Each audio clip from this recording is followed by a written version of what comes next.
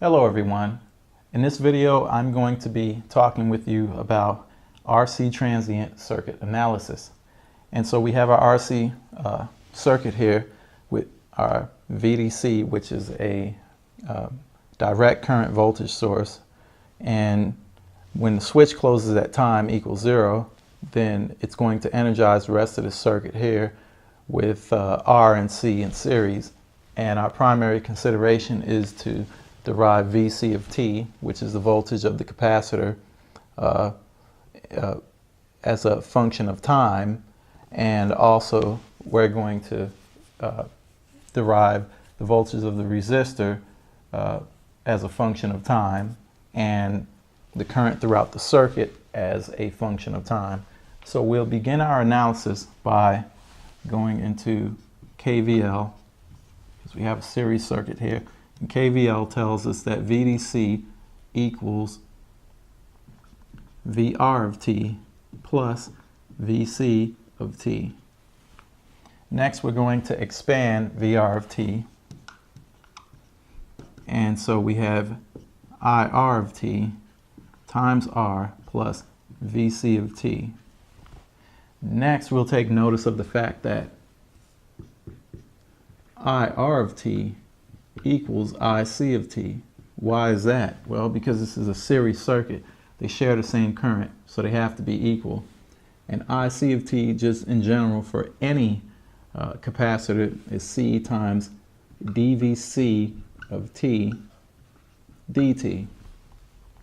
So we're going to apply that over here as a substitution, and we'll get VDC equals C dVC of t dt times R plus VC of t.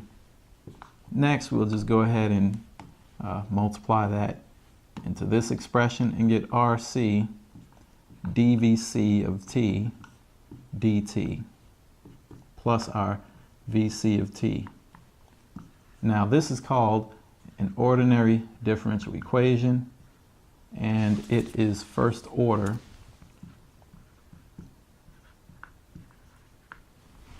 And so what we'll do in this ordinary differential equation is we'll try to separate and create like terms on each one of the side, each one of the left and right hand side respectively, in order to get it to a point where we can integrate it and then derive that function.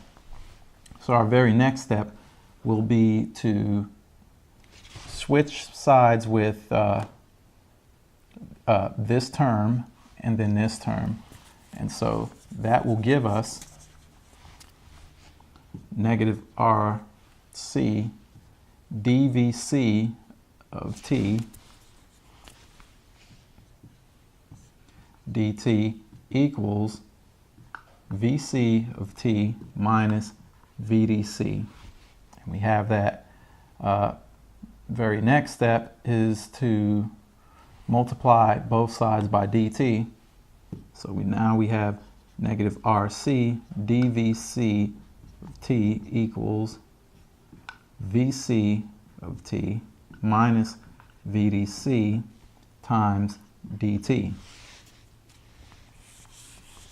Next, what we will do is we can now get this term of VC of t over here with dVC of t, and we'll at the same time bring the negative R times C over to this side.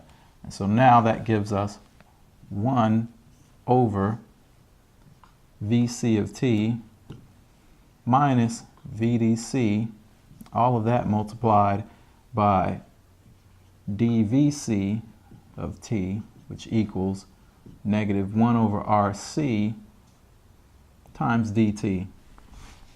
So now we have that.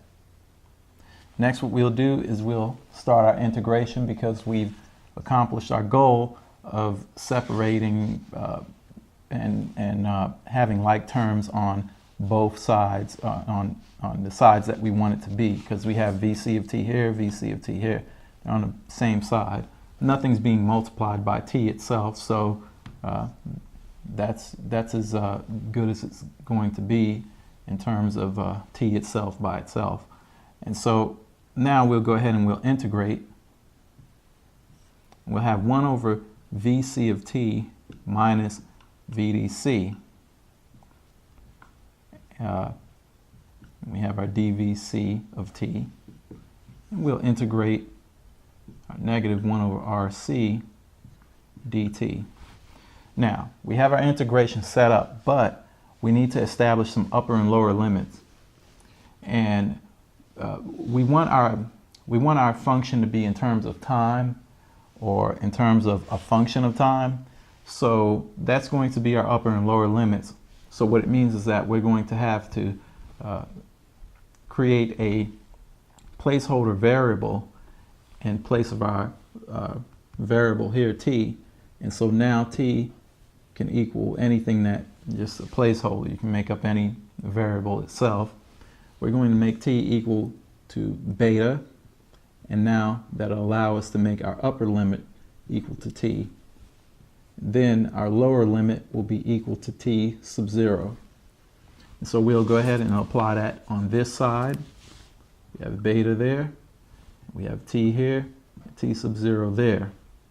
Next, we'll do the same thing, correspond that and maintain our consistency over to the left-hand side. And so now we have our VC of t. We'll make up another variable as a placeholder, call it alpha. And our upper limit will now be equal to VC of t, and our lower limit will be VC of t sub 0. We'll go ahead and update that here.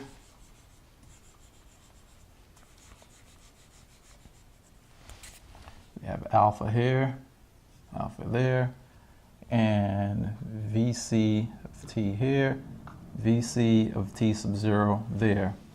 Next, we'll go ahead and we'll integrate.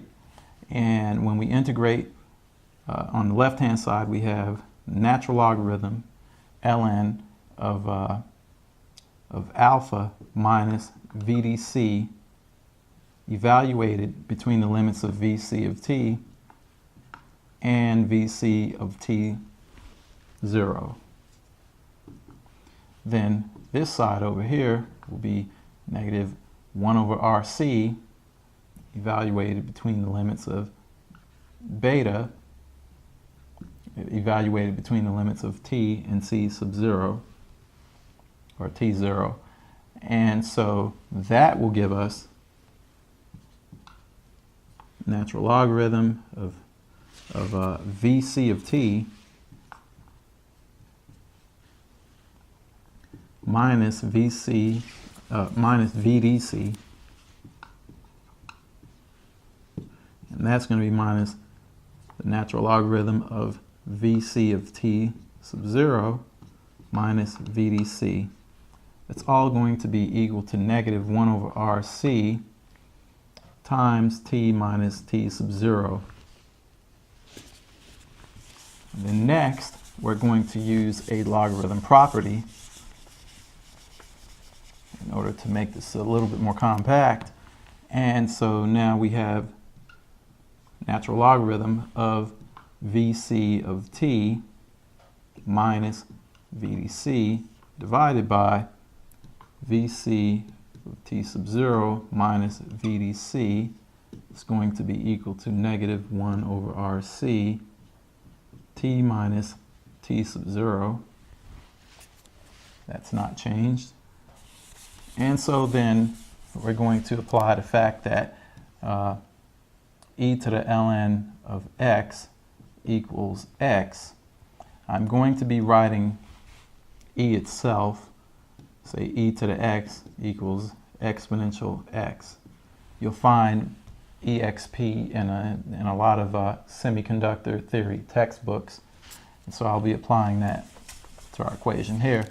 So then that gives us VC of t minus VDC over VC of t sub 0 minus VDC equals exponential negative 1 over RC t minus t sub 0.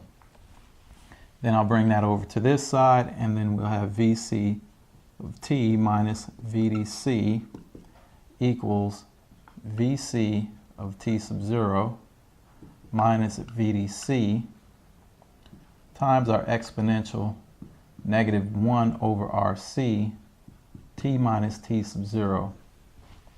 Next, I'll bring our VDC over there, and so we'll have VC of t equals VDC plus VC of t sub 0 minus VDC exponential negative 1 over RC t minus t sub 0. And ultimately, this is our final expression for VC of t. So we've solved what we needed to solve. However, we can make it just a little bit more simplified by taking note of the fact that on a graph, if we have VC of t as a function of time, most of the time when we refer to t sub 0, we're talking about when we start the switch, when the switch is closed. And usually we regard that as time equals 0. So t sub 0 could be arbitrarily at any point on this graph, but usually we start it and we regard it as t sub 0 is time at time equals 0. So we're going to apply that, and we're going to say t sub 0 equals 0, just like how we have it here. And we're going to substitute that value in for t sub 0. And so now what we have is VC of t equals VDC plus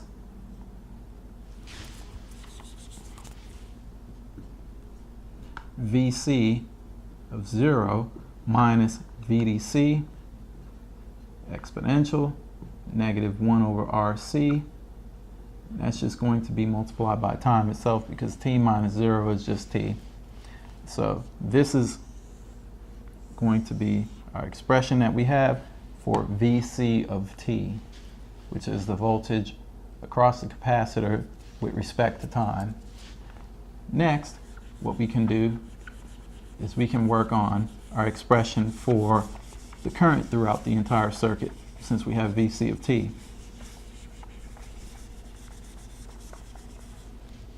And so the current throughout the entire circuit, which is I of t, is going to be equal to IR of t, and it's going to be equal to IC of t. So what that means is that if we want to get I of t, what we're going to do is we're going to apply this relationship here, and that's d dt, and we just got VC of t, so now we can use that, and that is VDC plus VC of 0 minus VDC, and our exponential negative t over r of c, r times c. And so we're going to evaluate this and see what we get. Well, this is a constant VDC, so it comes out and it becomes 0.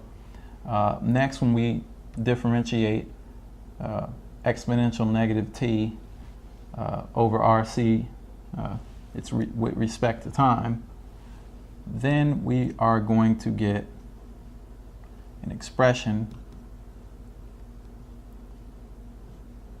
that says C times VC of 0, all of this is a constant, minus VDC exponential negative t over RC. That's going to be multiplied by the derivative of this argument, which is just simply negative 1 over RC. And so that's going to all be, each one of these are factors. That's a factor of this, and then This is a factor of this as well, so they're all factors. So now we can start making cancellations when we see them. C is going to come out because it's all factors. And so then what we're going to multiply in is our negative 1 over r. And so now I of t is going to be equal to, we're going to switch this over because we have a negative, and we're going to have VDC minus VC of 0 exponential negative t over RC. That's all going to be divided out by R. That is our final expression for our current throughout the circuit.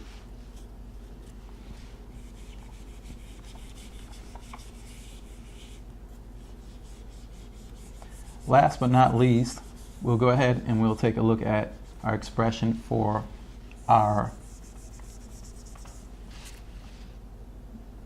voltage across our resistor.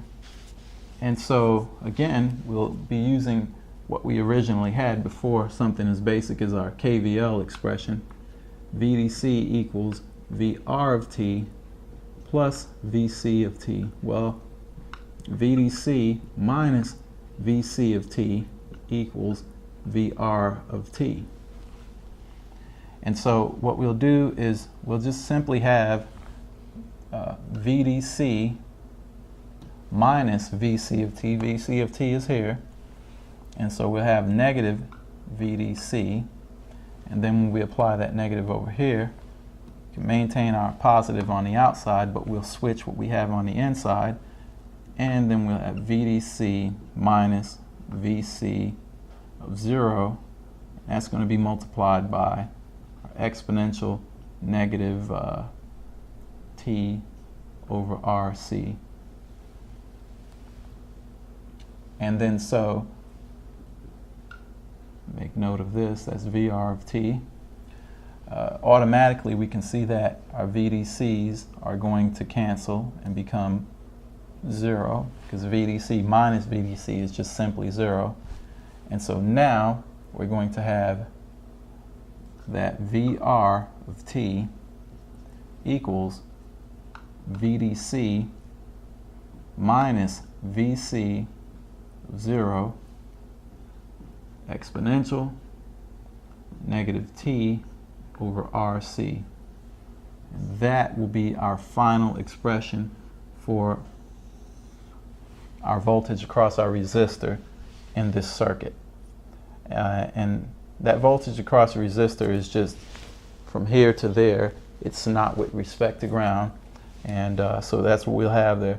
So now at this point in this video, what we'll do is we'll simulate this circuit, and we'll also, besides simulating it and plotting that simulation, we will definitely take a look at these math functions and plot them in a math utility like MATLAB, and we'll see what these math plots look like, and we'll match them up against and make a comparison between the math plots and the circuit simulation plots for each one of these types of functional values here, functional relationships here. And so we'll go ahead and we'll do that right now. Okay, so what I chose for values in our circuit here is that I chose VDC equals 1 volt, R equals 1,000 ohms, C equals 470 microfarads, VC of 0 equals 100 millivolts, and so we'll confirm that in our simulator as well. That was from our math plotter. And so our simulator indicates that VDC is 1. We have a switch here. R is equal to 1,000 ohms. C is equal to 470 microfarads. And our initial condition is 100 millivolts across our capacitor, which is VC of 0. So first what we'll plot is our circuit current. And remember, from the board, we derived that our circuit current is VDC minus VC of 0 times our exponential with an argument of negative t over RC, all of that divided by R. And so that's exactly what we have here as well too. We're multiplying it by by 1 over R, which is effectively the same thing as dividing everything by R. And so we'll go ahead and do that first. And our math plot looks like that. And we have this set up over here correctly where we're measuring the circuit current. So we have a current marker. And our simulated circuit plot looks like this. They look identical, and we have to make sure that the graph even makes sense. It does, because it's saying that eventually the current in the circuit will become 0 as time passes along, and that's what we would expect because the capacitor essentially becomes an open in our circuit over here. So let's choose some points and then compare. So the first point that I chose on my math plotter happens to be 0.233, and so let's search for that point in our simulator. 0.233. That corresponds to a current value of 548.21 microamps, and so what we have over here is in our math plotter is 0.005482. So that would be 548.2 micro, which is what we have over here. So that checks out well. And so next, let's go for another point. And I have an X value of 0.892, and that corresponds to 134.9 microamps. And what do we have over here? We have 134.9 microamps. So that checks out just fine. So next what we'll do is we'll compare our capacitor voltage. So our capacitor voltage, if you can recall from what we did on the board, our capacitor voltage, and let me set up the simulator here. Okay, our capacitor voltage that we derived on the board would be equal to VDC plus VC of 0 minus VDC times our exponential with an argument of negative T over RC. And that's exactly what we have here in our math plotter. And our circuit over here is set up with a voltage marker. So we'll go ahead and simulate that, or plot that in our math plotter. And so we have this type of a curve.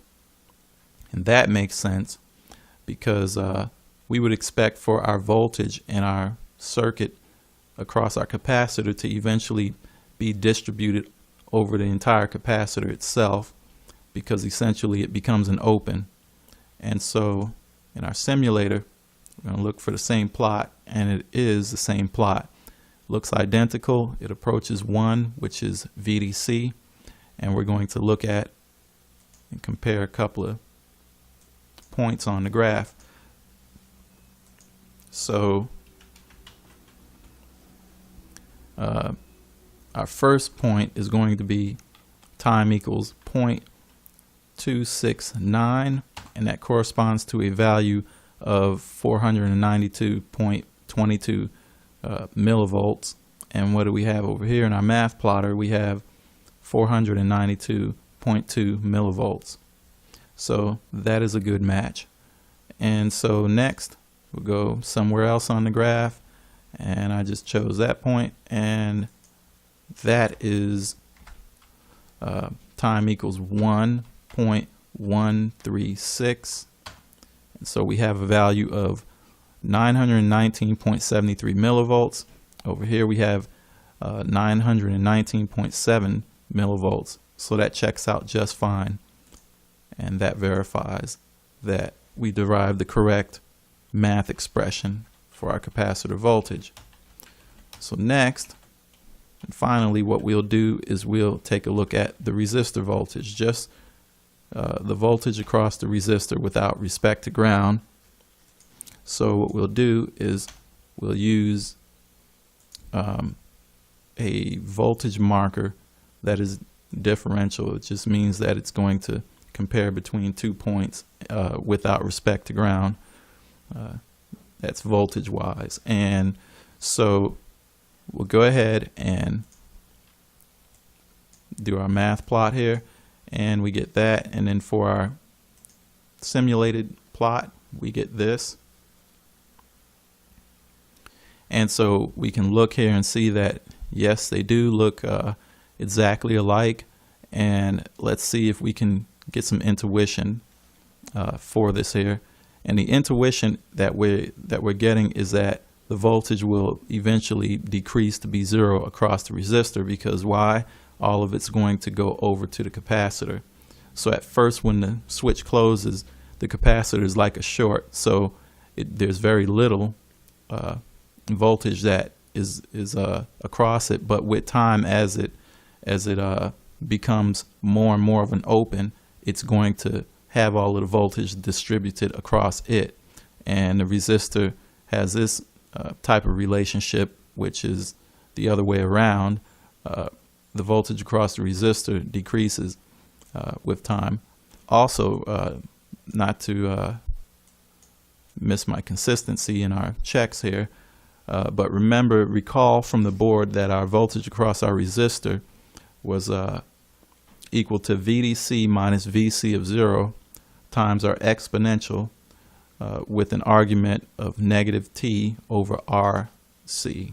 And that's exactly what we have in our math plotter there. So just to make sure we checked our consistency. And last, we will just go ahead and take a look at a couple of points.